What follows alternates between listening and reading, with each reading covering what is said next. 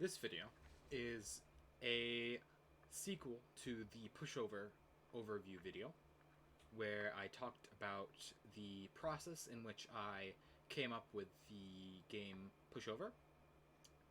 It was my first game ever. This is my second game ever, so not that great. But I am going to just talk about the game and my process in a much slower, more in detail way.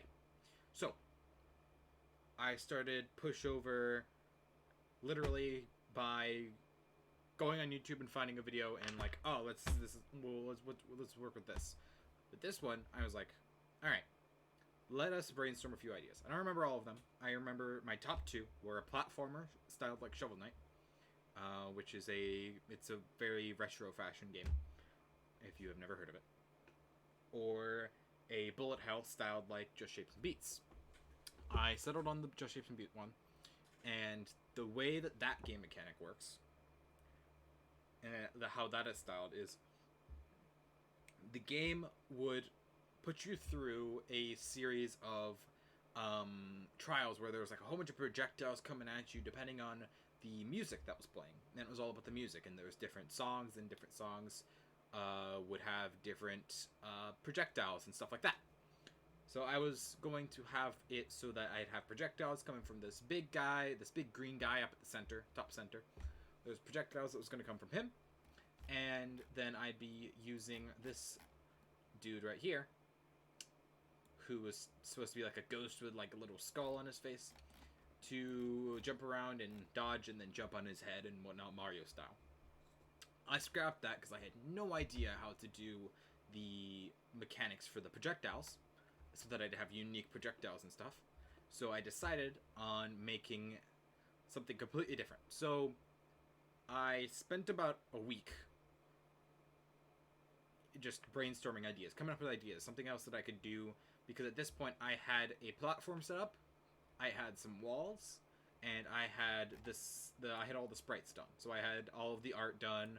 I had the flooring. I had the big green guy who is supposed to represent the plague horsemen. Very fitting for these times. And I had Eidolon, which is the little ghost guy that I have right here. So after I had set up some movement systems that was very similar to Hollow Knight, I went and decided, all right, well, what can we do? So I was thinking of games that I've seen before. I really wanted to make something like Downwell, which is a game where you are constantly trying to fall as far as possible without running into obstacles and stuff. But instead, I'm like, what if we went up? I made Upwell. Crazy idea, I know. But I decided to make it so that the character would constantly jump and would do this. And you'd go one, and then these bubbles would appear, or like projectiles would appear to like heed your progression. So I'm gonna just go and then you just keep going, and as you jumped you'd earn score. You can see the score in the back, and that's how you would play the game.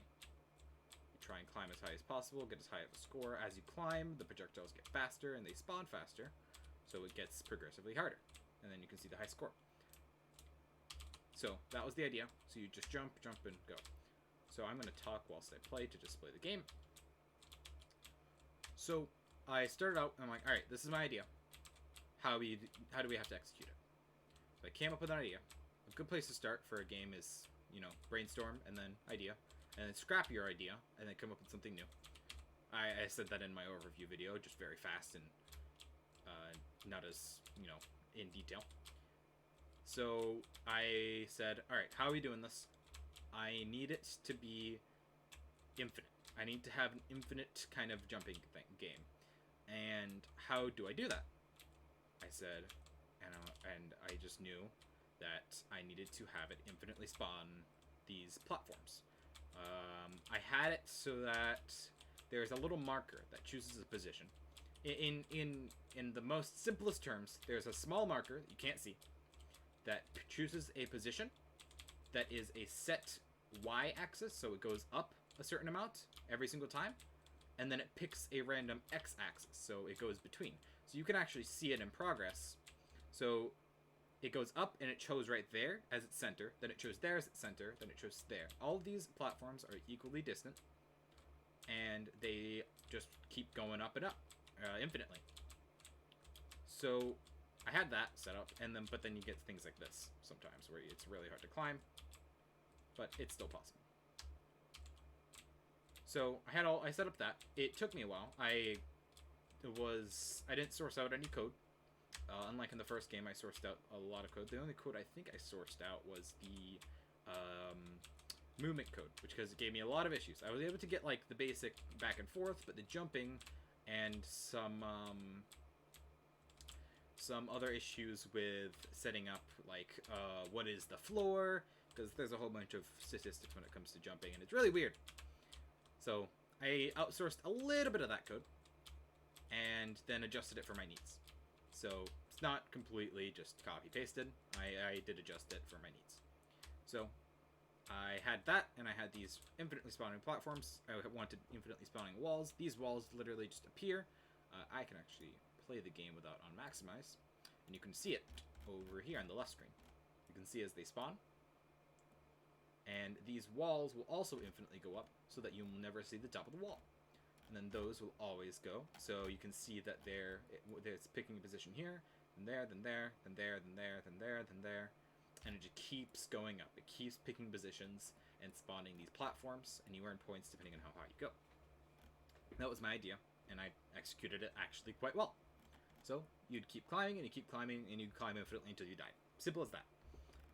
So that was the game. I made the game, pretty much. That's it. So I have infinitely spawning things, and it chooses a position, spawns the instance, which you can actually see a bunch of them are coming up here, and then it keeps going. That is the simplest way that I can explain the basic mechanics of this game. Now, came up with a score system. The score system I actually just stole from my other game, where I just changed how the scoring went in. The scoring is just your Y position, which is your vertical up and down position. And yeah, but other than that, I had a lot of issues. As you can see, for some reason, somewhere throughout my process, I decided that I wanted to go into the 3D mode of Unity, which caused issues because of layering and whatnot. Things were in front of things that weren't supposed to be there. That is the basics of what it was. I had issues with that. I eventually did fix them. Let me display the main menu. And I ran into, the only issues I really ran into was time management. I was actually able to make a lot of the randomly generated code myself by looking at Unity's scripting API, which is the unique code that you can use that is unique to Unity, and will make it so that the things work with Microsoft Visual Studio, which is the thing you use to code, so that all the stuff there works in unison with all the stuff in Unity. I had a few issues with that, but otherwise the game actually came off with a lot less of a hitch as my first one, given that I knew a decent amount of what I was doing. Spriting was fun and easy, and all that kind of stuff. I'm still looking for the main menu. But all of it came together pretty simply. My process was that of, I came up with an idea, scrapped it, like I said in my first video, came up with an idea, scrapped it, but that was a little bit farther in, so it was a bit harder to scrap. I came up with a lot of code on my own, a lot of different things, but the game is not in a finished state. I'm not going to publish this game. Unlike Pushover, which I did publish on itch.io, I believe I published it under Common Book 04 or Deckard, something like that. You can find it there. I'm not going to publish this game. Why?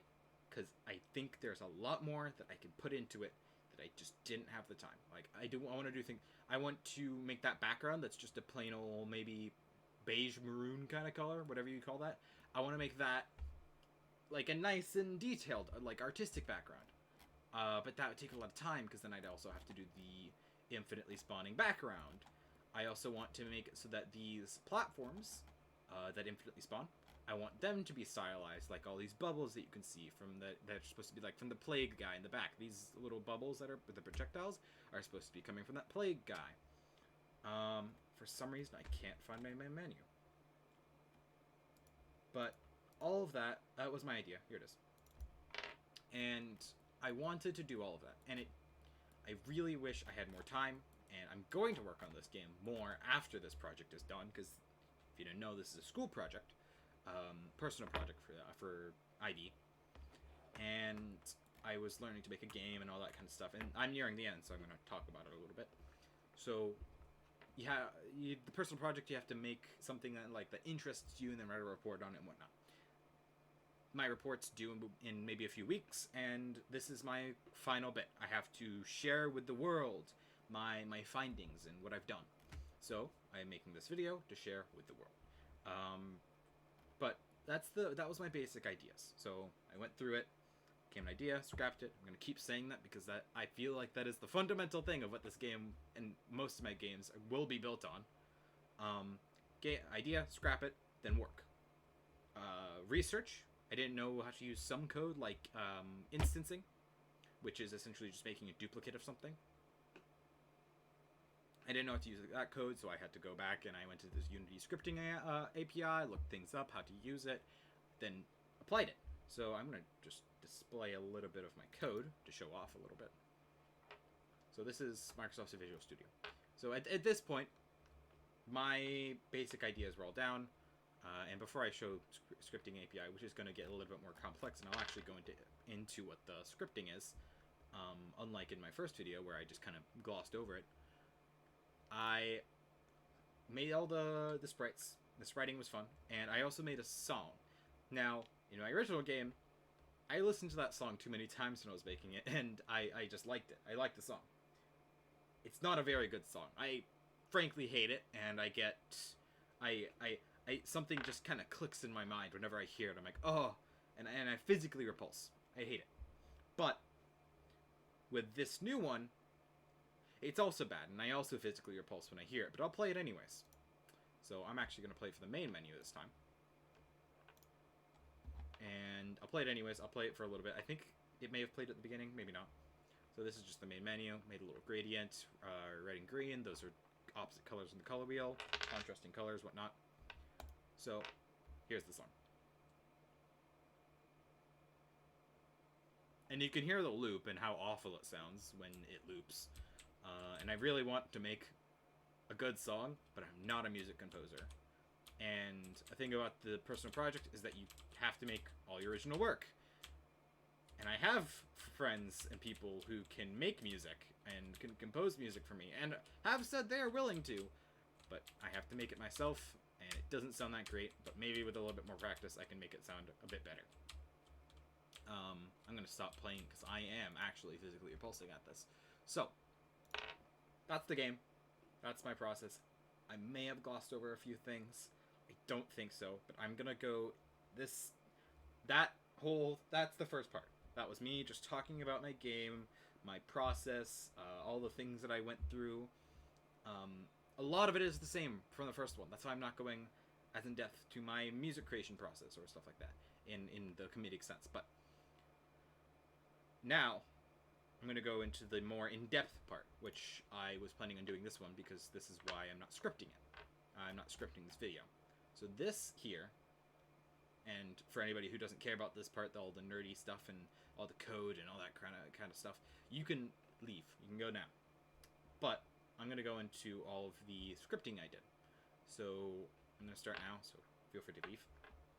So this right here, I'm going to show you this, which is all of the code for the movement. So a lot of this is just, oh my god, that's a lot of variables. These are all variables. These are all numbers that change. So the basic kind of idea of coding is that you have numbers, and those numbers change. When a number is changed, then it can do other things. So a lot of code for making games on Unity is this thing happens, then another thing happens. This thing happens, then another thing happens, and then it's a lot of cause and effect. So in this sense, I'm not going to go too in depth on this stuff, but you can see a lot of these vectors. Vectors are just positions.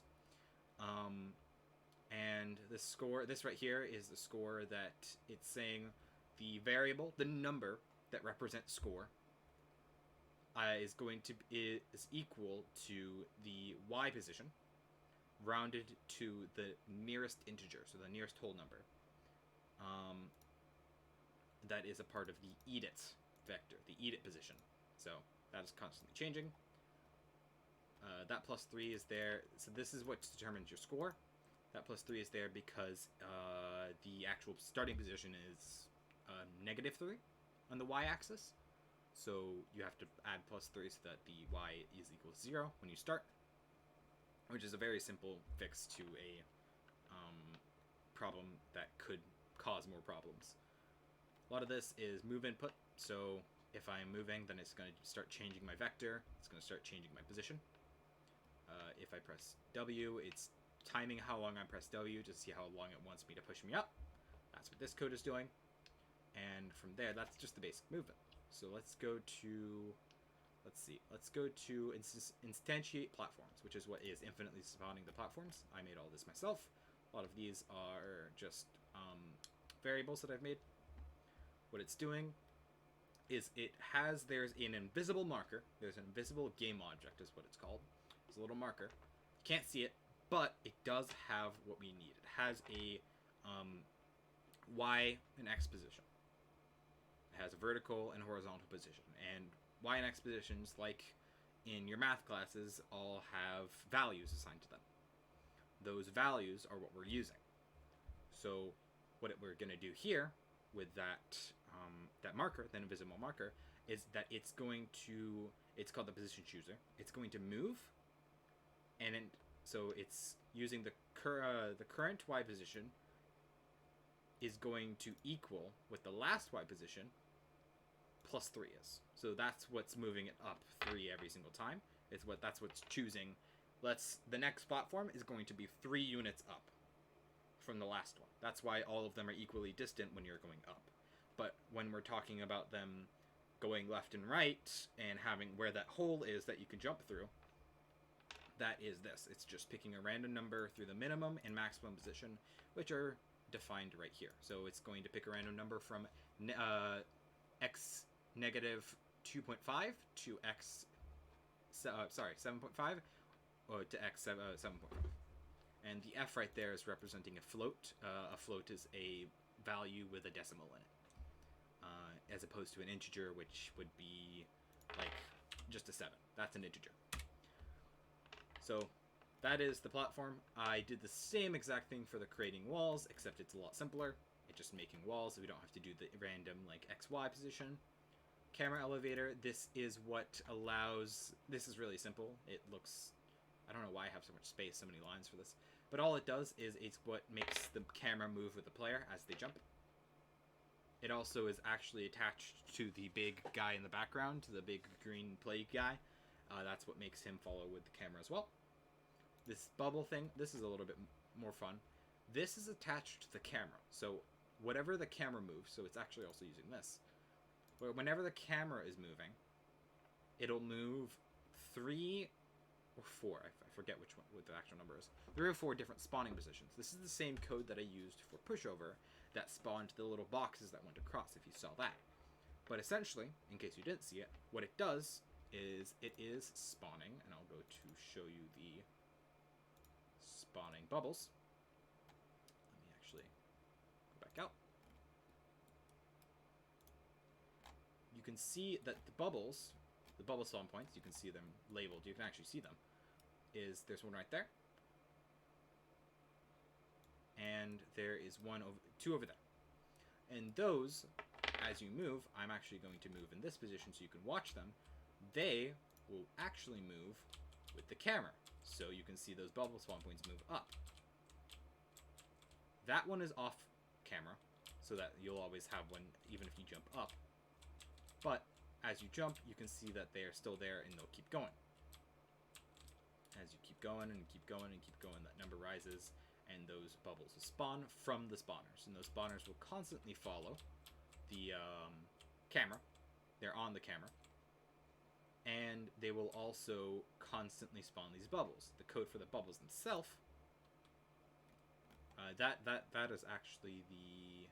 No, that is part of this. This code right here is just saying, hey, move the bubbles in a direction at a fixed time. Just move them forward. Keep going. That's just go at a certain speed. That's all it does. And after a certain amount of time, it kills the bubble so that they're not constantly there. So we've gone over all of these situate scoring. Again, scoring, it is just taking the score value from the movement. The movement score value is just my Y position. So it takes the Y position, turns it into an integer, a whole number. So like 1, 2, 3, 4 rather than 1.5. So it turns it into one, let's say. So then it's like, all right, the score is 1. Over here at scoring, it's going to say, all right, on the sample script, this one, can you like get me the score value, the value of the score variable, because the score variable is not in this code, it's over there. So I have to say, hey, in the sample script, we're going to refer to the sample script as sample sc, which stands for sample script in this here.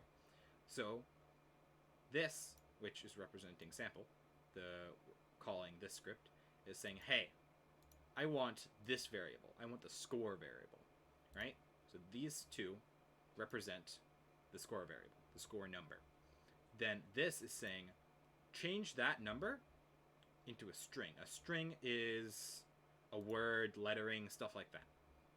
Now that string is then going to be converted into TextMesh Pro, which is just a thing that Unity uses, or it's a Unity mod that allows you to turn things into text, and that right there is why the Y value is our score in the center. It is turning our score into text in the center of the screen, and that score is connected to the camera. A lot of things are connected to the camera.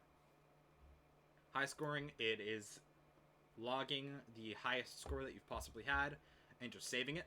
And if you press backspace, it will delete that save and so that you can have a new one. Main menu. This is for the main menu, just saying, hey, if you have the start button, go to this scene, build index, whatnot. It's a little bit, I have to go into the build and then set them in scenes. This is a little bit more in-depth. If you want to see how to use Scene Manager, I suggest looking at the Steam API. But otherwise, you just have to set this, and then, yeah. A lot of the stuff that I've learned has come from Brackeys, and I want to thank Brackeys for the tutorials that him and his team has made. Because recently, I believe that Brackeys has stopped making tutorials. They're still all there, but I believe he's stopped making them to work on other projects. Good for him, and mad props to Brackeys and his team for making all those videos. So we're coming up in 23 minutes, but that is essentially just a rundown, an overview of the entire game, a lot more in-depth, a lot less comedic than my original, where I made it for Pushover. I do plan on working on this more when I have more time, because this, I really believe this could be more, and then once it is done, I'll publish it, and when it is published, I'll have a link in the description of this video that is talking about, or not talking about anything, it's just going to be a link to the itch.io page where you can go and install and play this for yourself. And that is all. I hope to make more. I'm going to make more. My next project, I want to be like a turn-based RPG. But thank you for listening if you listened to the second part of the video and all of the code and nerdy stuff. But thank you. This has been Horsemen. I spent a few months working on this, very on and off, but hope that you maybe learned a little bit about the game making process from this. But I'm going to leave it at that so I can stop talking. Thank you very much.